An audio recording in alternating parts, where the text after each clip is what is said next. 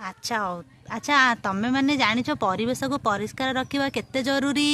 ଆଜ୍ଞା ଆଜ୍ଞା। ତାହେଲେ ଏ ପରିବେଶରେ ଏଇଟା ହେଉଛି ଆମ ବିଦ୍ୟାଳୟ ପରିବେଶ। ଆମ ଘର ଆଉ ବିଦ୍ୟାଳୟ ଭିତରେ କିଛି ଫରକ ଅଛି କି? ନାଇଁ। ଆମେ ଯେମିତି ଆମ ଘରକୁ ସଫାସୁତୁରା ରଖୁଛେ ଆମ ବିଦ୍ୟାଳୟକୁ ବି ଘର ହଉ କିମ୍ବା ବିଦ୍ୟାଳୟ ହଉ ତାହେଲେ କ'ଣ ଅସୁବିଧା ହବ? ରୋଗ ହେବେ ଆଉ ମଶା ମାଛି ହେବେ ଆଉ ରୋଗ। ଆଚ୍ଛା ତା ମାନେ ତମେ ମାନେ ମାନୁଛ ଯେ ଆମକୁ ପରିଷ୍କାର ପରିଚ୍ଛନ୍ନ ରହିବା ଆବଶ୍ୟକ ଅଛି।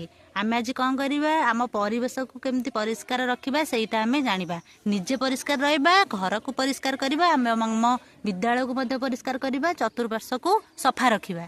ଯାହାଫଳରେ କି କ'ଣ ଆମେ ବି ସୁସ୍ଥ ରହିବା, ପରିବେଶ ସୁସ୍ଥ ରହିବ। ଆଉ ସବୁଦିନ ଗୋଟିଏ ଲେଖା ଗଛ ଲଗାଇବା ପାଇଁ ଚେଷ୍ଟା କରିବା। ଗଛ ଲଗାଇଲେ ତ ନିହାତି ଭାବରେ ଆମ ପରିବେଶ ସୁସ୍ଥ ରହିବ। ବାୟୁମଣ୍ଡଳ ଦୂଷିତ ହେବ କି? ନାଇଁ। ତାହେଲେ ଠିକ୍ ଅଛି, ତମେ ମାନେ ଏବେ ପରିବେଶ ପରିଷ୍କାର କରିବା କାମରେ ଲାଗିପଡ଼।